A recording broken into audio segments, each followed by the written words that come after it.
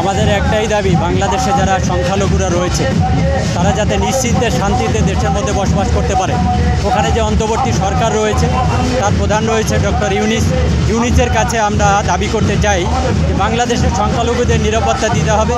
আমরা আজকে ডিএমের মাধ্যমে কেন্দ্রীয় সরকারকে এই দাবিপত্র পেশ করব এবং বাংলাদেশ হাই কমিশনে এই দাবিপত্র পেশ করব যে বাংলাদেশে যারা সংখ্যালঘুরা রয়েছে তাদের নিরাপত্তা, তারা যেন শান্তিতে বসবাস করতে পারে। এটাই আমাদের দাবি। নবীন বিশ্বাস। দেশভাগের বলি হওয়া হিন্দু যে মানুষগুলো বাংলাদেশে আছে, যে কোনো সরকার ক্ষমতায় আসুক না কেন, এই হিন্দুদের উপরে অকথ্য নির্যাতন হয়।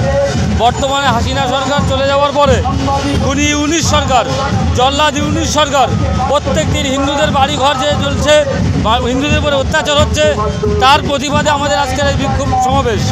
আমরা আজকে ডিএম অফিসে আমরা যে স্মারকলিপি দেবো, সেই স্মারকলিপির মধ্যে দিয়ে ভারত সরকারকে জানাতে চাই, আমরা কেন্দ্রীয় সরকারকে জানাতে চাই অবিলম্বে যাতে করে ডক্টর ইউনিস বা খুনি ইউনিসের সঙ্গে কথা বলে এই হিন্দুদের উপরে নির্যাতন বন্ধ করা হয়।